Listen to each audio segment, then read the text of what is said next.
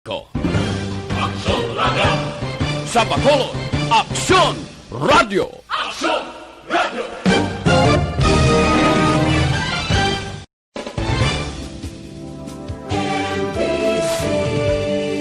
Manila Broadcasting Company. Sa balita, komentaryo, isyu,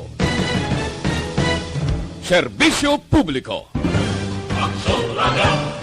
Sa Bacolod, Aksyon Radio! Aksyon Radio!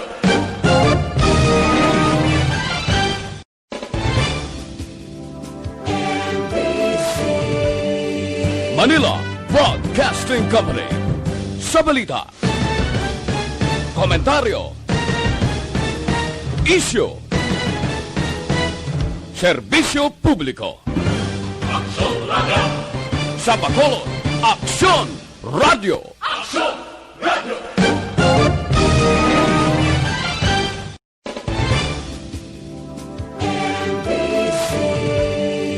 Manila Broadcasting Company. Sa balita, komentaryo, isyu, serbisyo publiko. Aksyon Radio! Sa Bacolod, Aksyon Radio! Aksyon Radio! Time check is brought to you.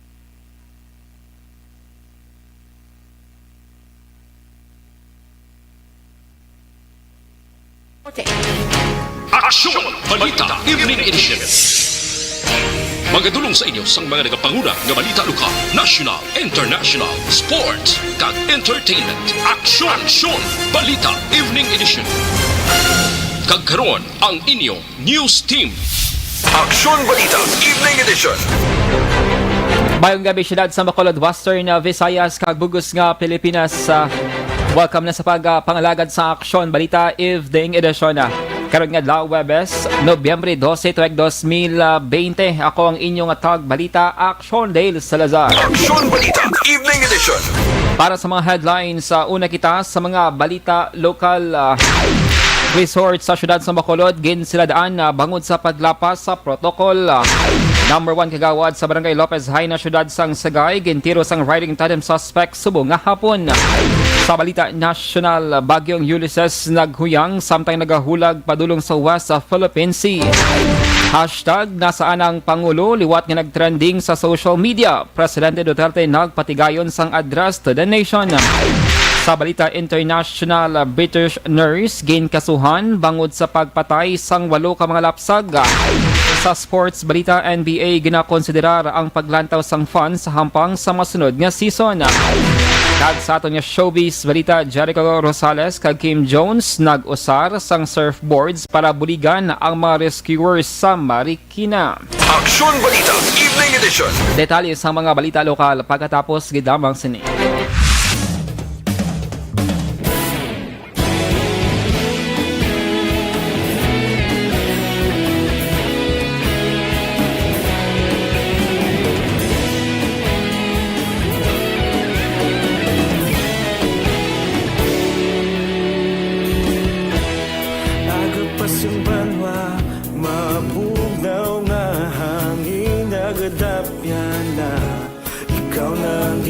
Pamati ang namon ginasandigan.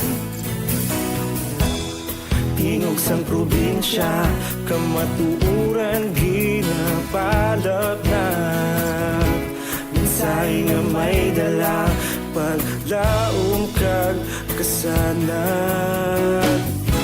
Tinuig na nagligan, ikaw gihapon ang ako nga istasyon. Sa pagbudlak sang adlaw, sa pagtuhaw sang biton. Mga balita ngay dala inspirasyon. Aksyon Radio, Bacolod man sa gihapon. Patayon Aksyon Radio, Bacolod saludo sa imo. Patayon Aksyon Radio, salamat isa pa serbisyo. Patas kag balanse, matuod ng mensahe, wala sang ginagampingan. Patayon Aksyon Radio.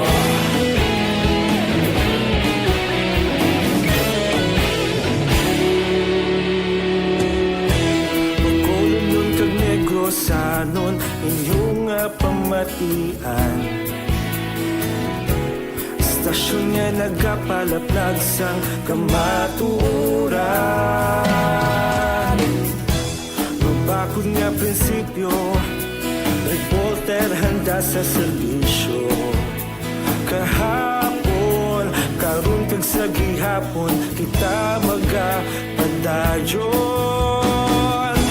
Tinuig na nagligan, ikaw gihapon ang akon nga istasyon. Sa pagbutlak sang adlaw, sa pagtuhaw sang bituon, mga balita na may dala inspirasyon.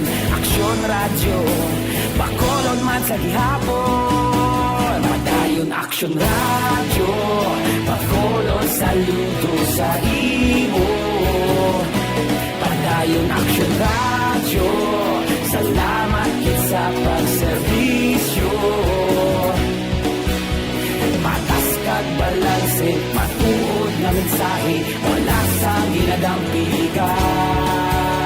Padayon Aksyon radyo. Una sa balita, una sa aksyon, sa Bacolod Aksyon Radio.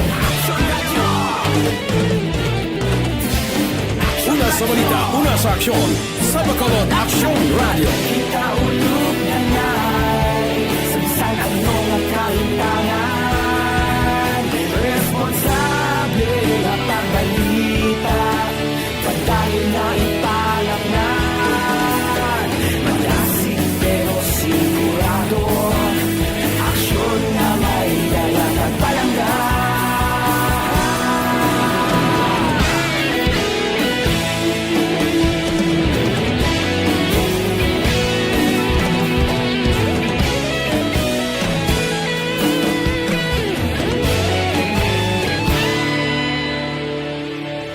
Padayon Aksyon radyo, Bacolod saludo sa imo.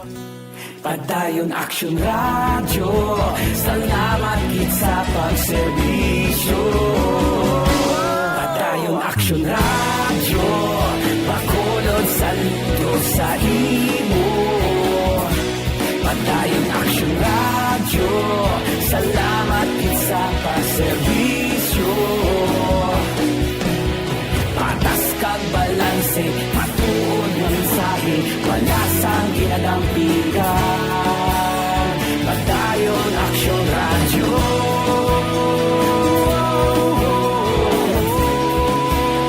Padayon Aksyon radyo.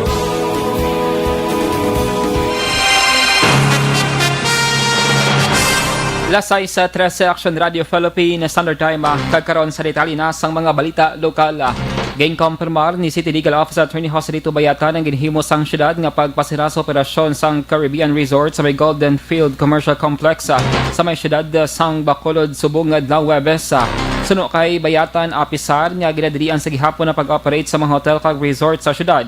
Sa idalom sang GCQ status, liwat kinagbukas ang operasyon ng mga kombuyuhan para sa pagbaton sa mga kliyente. Bangod sini, gilayon nga nagpadala na sang personnel ang iya talatapan sa lugar para sa pagpatigayon sa nagakaigo nga investigasyon.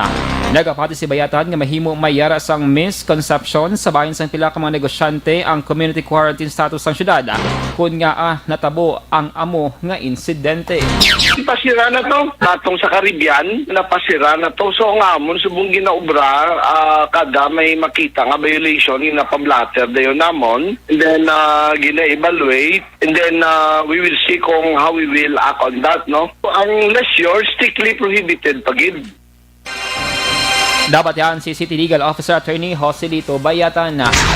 Angot sa mga balita, ginkumpirmarmaan ni City Administrator M. Ang nga wala sang valid business permit nga ginpresentar ang Caribbean Water Park and Rest Hotel para sa liwat nga pagbukas ng ila operasyon. Suno kay ang base sa resulta sa ginpatigayon nga inspection sa lugar, napasluan nga magproseso sang renewal ang mga kombuyuhan, magluwas pa nga ini sila ang hindi dapat nga mag-operate si dalam sang GCQ status. Suno kay ang magluwas sa business permit nakakometer man sang violasyon sa ginapatuman nga health protocol. Hindi lamang ang among nga kumbuyuhan kundi kalagip ng ilang mga guest o customer. Dugang pasini nga iya na ginatugyan sa talatapan sang City Legal Office ang paghimo sang nagakaigo nga aksyon angot sa insidente. Sa iban nga balita lokal, ginapaabot ni Bacolod City DILG Head Marideth Joy Medayag ang hugod nga pagbatuman sang tagsa ka mga barangay sa syudad sa Bacolod angot sa pagbalik sang road clearing operations sa RCO 2.0. Suno kay Medayag, dapat kilayon nga tutukan sa mga opisyales sa barangay ang pagpanghawan sa mga kalye kag sidewalk sa piyak nga napaidalom sa partial implementation ng syudad bangod sa GCQ nga estado. Suno sa opisyal, natala nga magpatigan sa inspection kag validation ng ila talatapan upod sa PNP kag BFP pagkatapos sang 3 ka bulan nga deadline sa palabuton nga Enero sa masunod nga tuig. Partial implementation kita, pero ang focus gihapon is the actual or physical removal ng tanan nga mga hazards, tanan nga mga illegal structures na ara sa the whole stretch sa atong road. Nabatihan si DILG City Director Joy Marideth Madayag. Dagalawom sa gihapon ng mga empleyado sa gobyerno provinsyal sa Negros Occidental nga makabaton sang extra bonus subong nga bulan sa Desyembre. Suno kay Progressive Alliance of Capital Employees o CONPACE President Renelo Lasciere, nakigsapol na siya kay Provincial Administrator Attorney Ray Fernando Diaz angon sini kag magahingyo man sang bulig sa sangguniang panlalawigan. Suno kay Lasciere, may pending proposals man sila angon sa iban pa nga benepisyo pareho sang Collective Negotiation Agreement Incentive, Car Productivity Enhancement Incentive. Nobyembre 9 sang ipaliyag ni Governor Bong Lacson nga wala na sang nabaton o kon mabaton nga extra bonus sa mga empleyado kundi 14th month pay na lamang bangot sang dako nga pondo nga nagasto sang probinsya sa kampanya kontra COVID-19. We have initiated with the provincial administrator regarding the intention of the Progressive Alliance of Capital Employees. We have also discussed options with Attorney Refrando Diaz. Dapat yan si PACE President Renelo Lasciere. Sa katapusan nga balita lokal, patayong number 1 kagawad sa may barangay Lopez High na syudad sang Sagay matapos nga gintirotak na alas 3 sa kinasang hapon Huwebes. Natabong insidente samtang nagapauli ang biktima sakay sa side wheels ng tricycle sa area sang crossing Lopez High na. Kilala ang biktima nga si number 1 kagawad Mario Negro. Sa inisyal nga report, riding in tandem suspect ang may kahimuan sang krimen.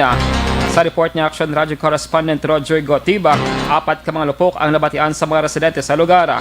Padayon sa karon ang investigasyon sang kapulisan. Aksyon Balita Evening Edition. Action Radio Philippines Standard Time alas 6:18. DTX 500 capsule mga ka-aksyon na para sa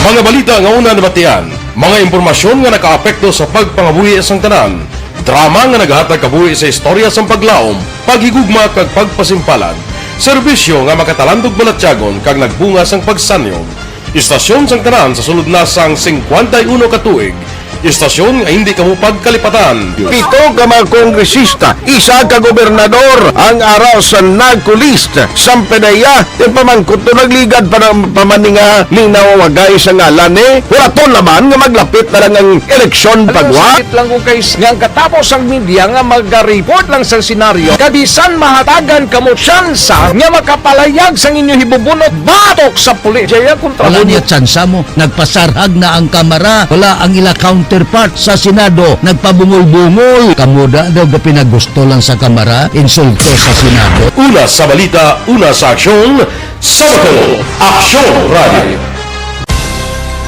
Today, DOA is confirming that a 38-year-old female Chinese patient under investigation, or PUI, is positive for the novel coronavirus 2019-nCoV. I issued an order to Executive Secretary Mijal Dia clearly laying down the responsibilities of each department in implementing the Bayanihan to Heal as One Act. Makabig nga pinakadako nga hangkat nga natubang sang pungsod Pilipinas ang COVID-19 pandemic. Tanan nga sektor ang apektado. Tanan nga kinahanglan sang pagtamod kag nagakaigo nga pagserbisyo. Bisan pa ang industriya sang pagwaragwag nagapakatubang sang kaangay nga pagpanghangkat. Apang Aksyon Radio Bacolod wala nagbiya sa pagpangalagad sa kahanginan sa pihak sang kabudlayan, peligro kag risgo nga dulot sang pandemya.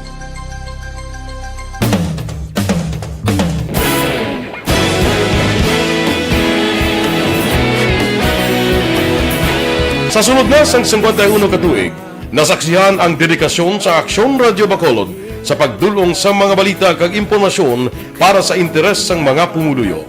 Pila na ka henerasyon ang nag-agi, komitido sa gihapon ang Aksyon Radio Bacolod nga mag-alagad sa kahanginan nga tampad, wala sang ginadampigan kag ginahalungan ang kamatuuran. Sa tunga sang mainit nga away sa politika, ang istasyon nagapabilin na nga patas sa pagtalakay sa mga isyu kag problema. Bilang tagbantay sa kamatuuran, ginatagan sa importansya ang tawhanon nga kinamatarong kag nagakaigo nga proseso agud mawaragwag sang husto ang balita kag malikawan ang paglaptas ang salak nga impormasyon. Sa pagluntad sang kalamidad, gindulong sa inyo ang sitwasyon sa palibot kag padayon nga nagahatag sang pahanundom agud maluwas ang kaugalingon, ang pamilya, kalakip na ang tanan nga kaaksyon. Sa tion sang kasubo, nanari-sari nga mga matahom nga drama ang nagalingaw sa inyo. Ang inyo reklamo amon ginpamatian kag ginhatagan sang aksyon. Padayon ang reforma sa serbisyo ang ginahimo sa Aksyon Radio Bacolod agud madulong ang balita sa diin ka man nga bahin sang kalibutan. Ang Aksyon Radio Bacolod nagapanguna sa kadamuon sang online engagement sa Isla Sang Negros. Ang Facebook followers ng istasyon ang nagdangat na sa masobra tunga sa milyon. Bacolod kag Negros anon inyong pamatian. Istasyon nga nagapalaplag sang kamatuuran. Humalin sa tubtub subong, nagapanguna sa gihapon sa balita, serbisyo publiko kag kalingawan ang Aksyon Radio. Napili bilang finalist sa UP Broadsox Choice for Gandingan ng Katarungan sang Gandingan Awards 2020 ang Aksyon Radio Bacolod. Naghakot man sang pagpasidungog ang makatapo kang programa sa Aksyon Radio Bacolod sa Tingog kag Handurawan Awards 2020. Ang tanan nga kadalagan nga naangkon sa Aksyon Radio Bacolod sa masobra 5 kadekada ang nagapatimaan lamang sang padayon nga pagsalig sa mga pumuluyo sa radyo nga nangin kabahin na sa ila matag adlaw nga pagpangabuhi.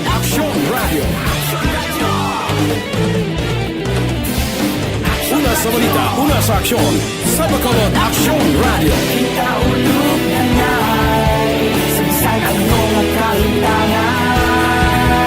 Responsable at pagbalita, kagaya nga Na morning, bilog nga dakpanwa sa Bacolod, bilog nga probinsya sang Negros Occidental. Aksyon Hotline. Mayad-ayad nga aga sa liwat sa aton sini nga magkaaksyon nga nagamonitor na karon nga aga sa aton. Maayong udto Pilipinas, Aksyon Balita Banat Bulig. Mayong hapon naman sa ito mga palanggagamang itang palamating. Ay inyo naman kubos nga lagad sa Tito Wilma, upod ninyo karong nga hapon sa pagpangalagad sa palatuntunan. This is my life. Amon, first time ni natabo diri sa aton sa Pilipinas kag sa kalibutan nga nag-amon ning senaryo ta. Yes, maayong gabi kalibutan. Welcome na sa pagpangalagad sa Aksyon Firing Line. May gabi sa liwat, kamusta naman mapalangga naman tagpalamati, region-wide mga palagag kita sa labilin isa ka oras, 19 minutos, karon ngadlaw Miyerkules. Anniversary Aksyon Radio Edition.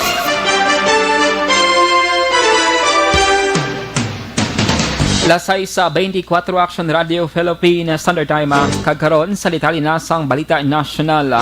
Naghuyang ang Bagyo Ulysses samtang nagahulag padulang sa West Philippine Sea. Base sa 5 p.m. weather bulletin nga gini-issue sang Pag-asa, ang matasang bagyo ang ulihingan na siplatan 200 km west sang Iba, Zambales. Ining may dalang hangin sa Kabasugon nga tubtob 120 km per ora kag pagmadlos sa tubtob 150 km per ora.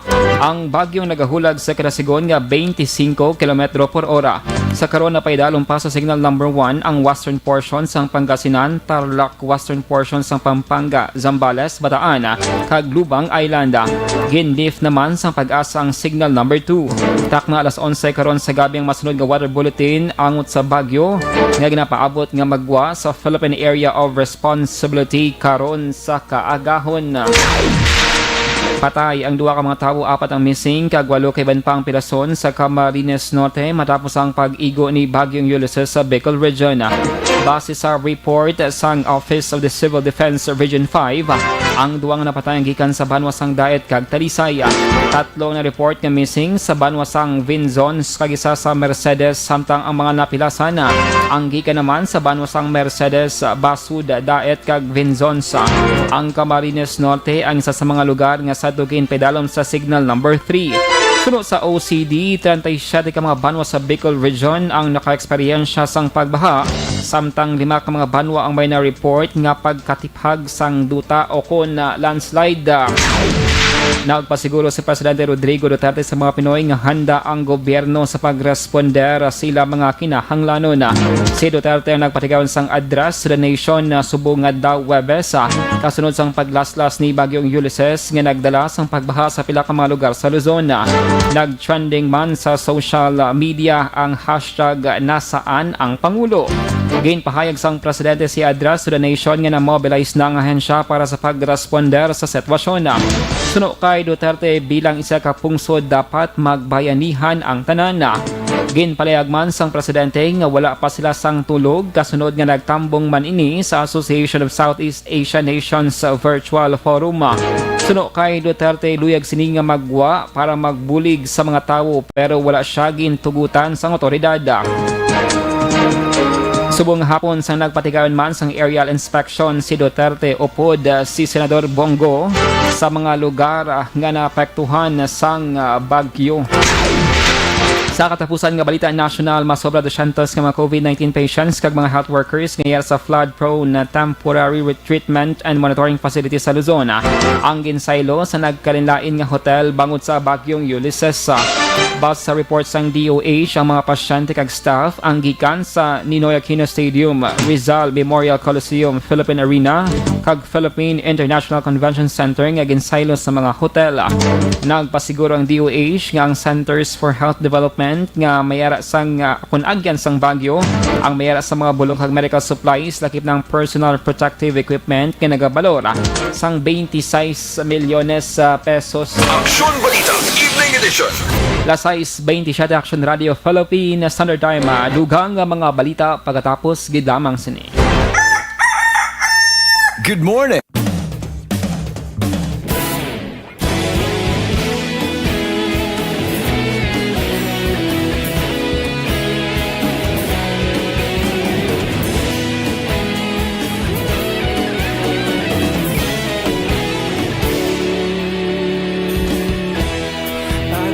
Simbanwa, mabugnaw nga hangin nagadapyan na ikaw nang ginapamati alamon ginasandigan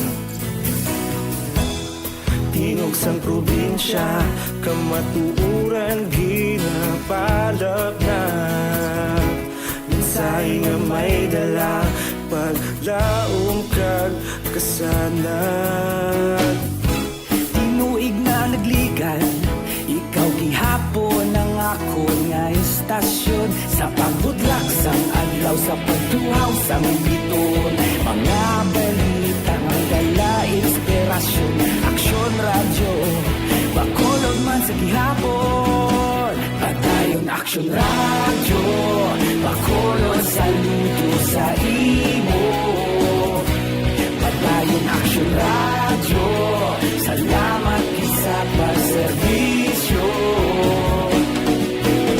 patas kag balanse matuod ng mensahe wala sang ginadampingan padayon Aksyon Radio.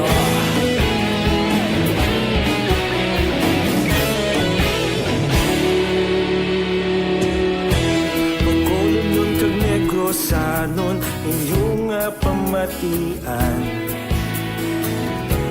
istasyon nga nagapalaplag sang kamaturan mabakod nga prinsipyo reporter handa sa serbisyo kahapon karon kag sa gihapon kita magapadayon tinuig na nagligan ikaw gihapon ang ako nga istasyon sa pagbutlak sang adlaw sa pagtuhaw sang biton mga balita nga may dala inspirasyon Aksyon Radio Bacolod man sa gihapon, padayon Aksyon Radio.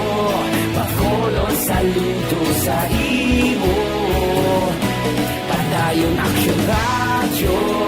Salamat kit sa pagserbisyo.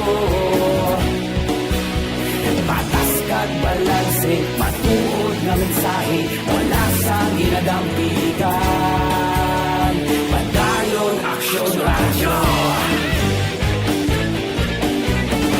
Una sa balita, una sa aksyon, sa Bacolod Aksyon Radio.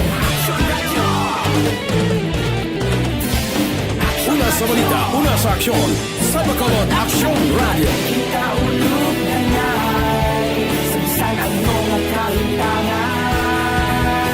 Responsable na pagbalita, pagdahil na ipalaknan. Magasig pero sigurado, aksyon na may dala pagpalanggan.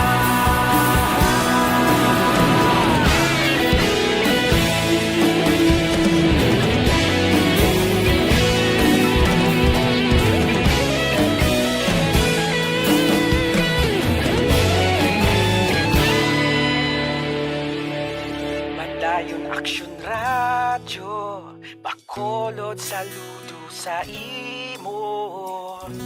Padayon Aksyon Radio, salamat gid sa pagserbisyo. Padayon Aksyon Radio, Bacolod saludo sa imo.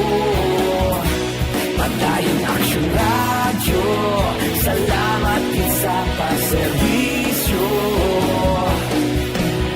Patas kag balanse, matuod na mensahe, wala sang ginadampigan.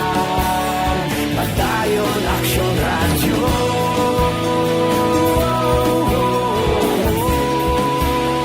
Padayon Aksyon Radio.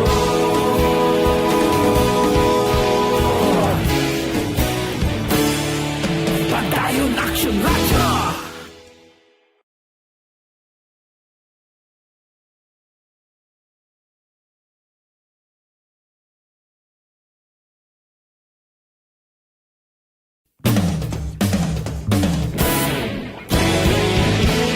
Tinatawag nilang new normal ang mga aksyong nakasentro sa pagpapahalaga sa kalusugan. Ginagawa natin ang new normal behaviors na ito ngayon upang makaiwas sa COVID-19. Pero kung tutuusin, marami sa mga hakbang na ito ay mga kaugalian na ating natutunan at dapat ginagawa noon pa man. Makakatulong ang mga ito sa pag-iwas sa anumang sakit. Tulad ng paglilinis ng kamay, tinuro sa atin simula pagkabata na maghugas pagdating sa bahay, bago kumain at pagkagamit ng palikuran. Sa panahon ngayon, dapat mas madalas na ang paglilinis ng kamay. Bukod sa paggamit ng tubig at sabon, maaaring gumamit ng alcohol-based hand rub o sanitizer kahit nasan ka man. Kapag naglilinis ng bahay, kailangang mas dalasan ang pag-disinfect ng mga bagay na palaging hinahawakan. Makakagawa ng pang-disinfect gamit ang ordinaryong bleach na panglaba. Maghanda ng isang parte ng bleach at ihalo ito sa 9 na parte ng malinis na tubig. Kung hindi naman emergency, hindi na kailangan pumunta pa sa doktor dahil sa telemedicine. Kapag nahihirapan sa paghinga at iba pang malalang sintomas ng sakit, agad na kumonsulta sa doktor.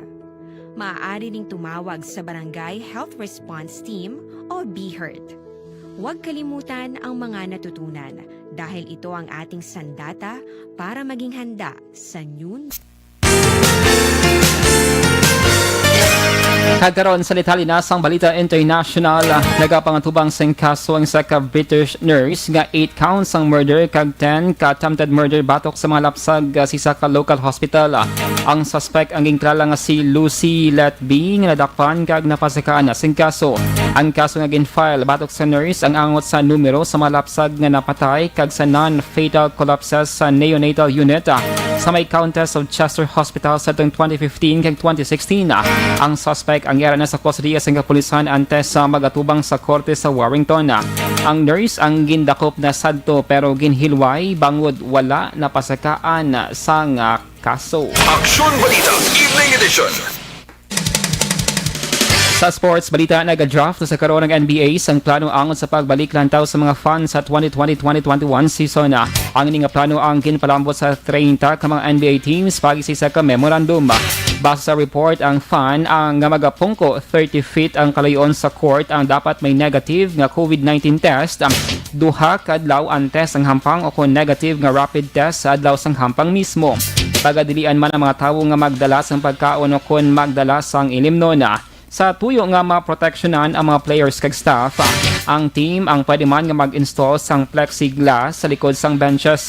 Ang nagayda duwa ka tuig pasaka ang dapat man nga magsuksok sang mask, magsulod sa social distancing, kag i-check man kung mayara sang sintomas.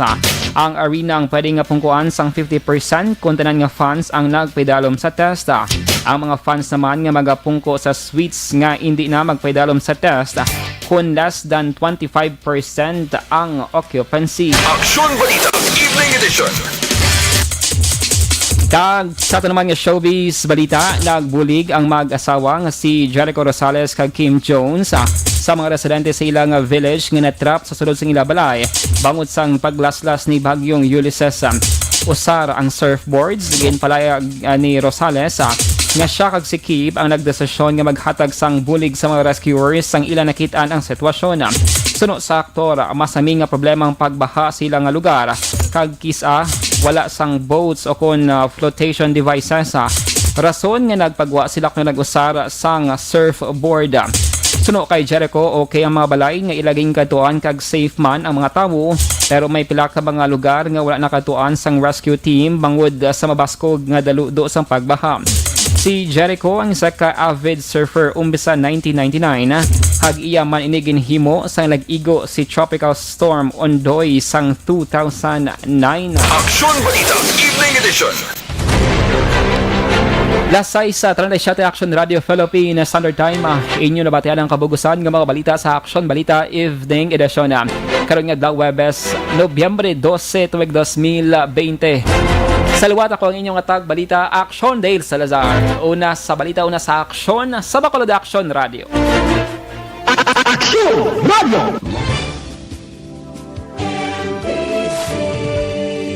Manila Broadcasting Company. Sa balita, komentaryo, isyu, serbisyo publiko. Aksyon Radio. Sa Bacolod, Aksyon Radio. Aksyon Radio.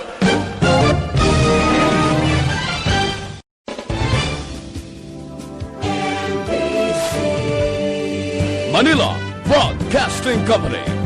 Sa balita, komentaryo, isyu, serbisyo publiko. Aksyon Radio. Sa Bacolod, Aksyon Radio. Aksyon Radio.